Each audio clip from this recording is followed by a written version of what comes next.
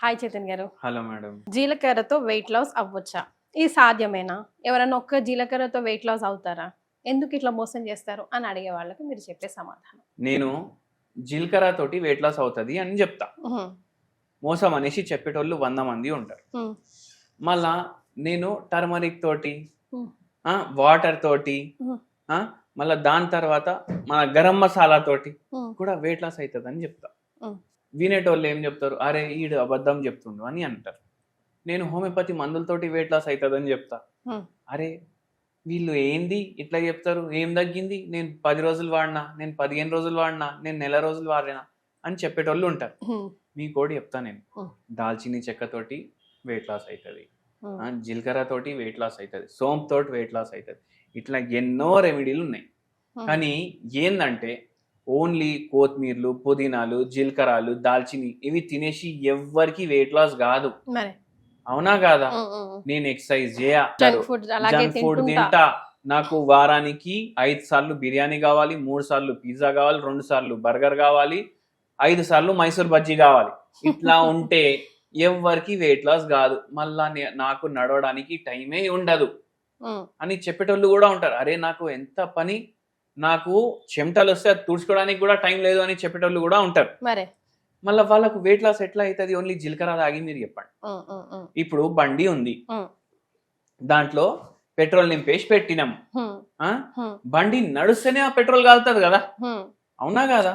బండి నడవకపోతే ఆ పెట్రోల్ ఖతం అవ్వాలంటే ఎట్లా ఖతం అవుతుంది?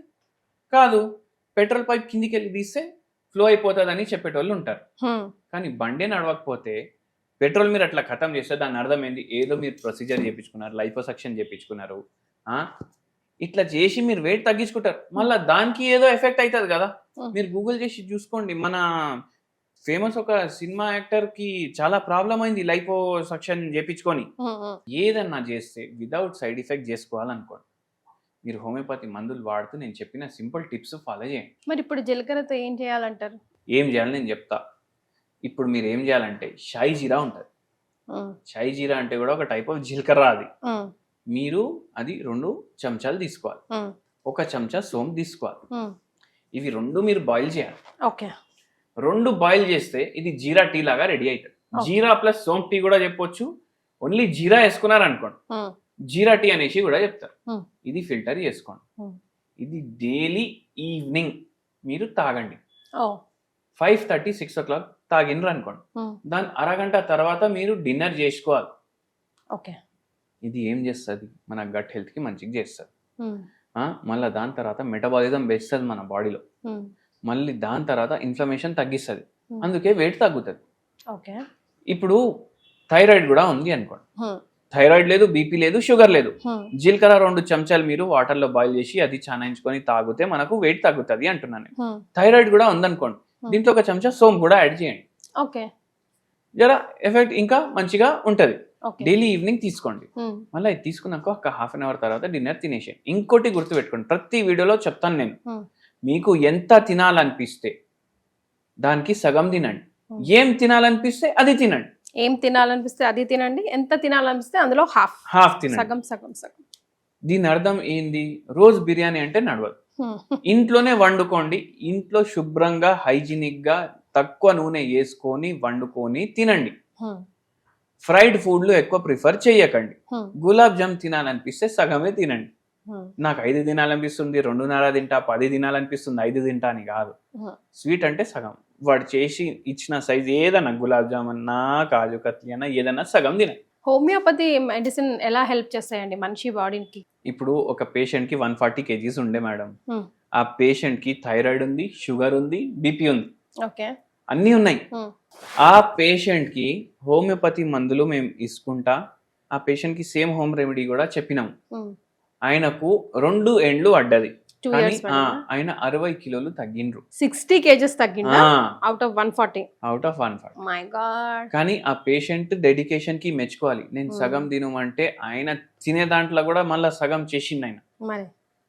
ఎందుకంటే ఆల్రెడీ వెయిట్ చాలా ఎక్కువ ఉండే. అప్పుడు నీరసం రాదా చైతన్ గారు? రోజు తినేదానికన్నా తగ్గించి తింటే బాడీకి ఎందుకు వస్తుంది? నాకు చాలా మంది ఈ క్వశ్చన్ అడుగుతారు, మేడం ఎందుకు వస్తుంది నీరసం? మనం ఎక్కువ తింటే నీరసం అనిపిస్తుంది. మీకు సింపుల్ లాజిక్ చెప్తా నేను. మీరు చూడండి లంచ్ చేయలేదు అనుకోండి టైంకి, మీకు యాక్టివ్ అనిపిస్తుంది కొద్దిసేపు అయిపోతే. కాదు చైతన్ గారు, ఇప్పుడు మనకి బాడీకి అందాల్సిన ప్రోటీన్స్, వైటమిన్స్, మినరల్స్ అవన్నీ, క్యాలరీస్ అవన్నీ అందాలి కదా. ఇప్పుడు మనిషి లావు ఎందుకున్నాడు? అన్ని ఉన్నాయి కదా మన దగ్గర. ఎక్సెస్ ఉన్నాయి కాబట్టి.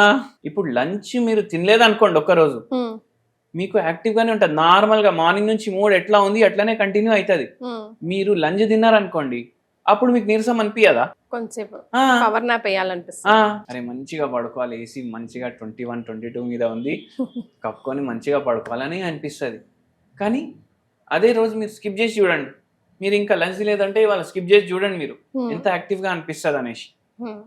అయితే ఏంటంటే మన బాడీలో అన్నీ ఉన్నాయి, అది ఇప్పుడు బర్న్ అవ్వాలనేసి మనం ఏం చేస్తున్నాం, తక్కువ తింటున్నాం. మరి మళ్ళీ ఎంత బర్న్ చేసుకోవాలో అంత బర్న్ చేసుకున్న తర్వాత మీరు కొద్దిగా పెంచండి క్వాంటిటీ. ఉదాహరణకి మార్నింగ్ 2 ఇడ్లీలు తింటున్నారు, 4 తినాలనిపిస్తే 2 తింటున్నారు. ఇప్పుడు 2 తిన్నాక మీకు ఎంత వెయిట్ లాస్ చేసుకోవాలో అంత చేసుకున్నారు అనుకోండి, 2.5 ఇడ్లీలు తిని చూడండి స్టాగ్నెంట్ గా ఉంటుందా లేదా. రైట్. స్టాగ్నెంట్ గా ఉంటే అది కంటిన్యూ చేయండి అట్లా.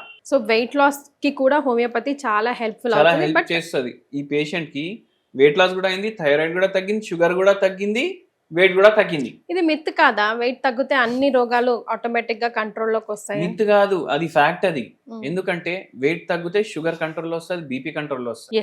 100% అది మిత్ కాదంటారు అయితే. కాదు. Right. Thank you so much అండి. థ్యాంక్ యూ అండి.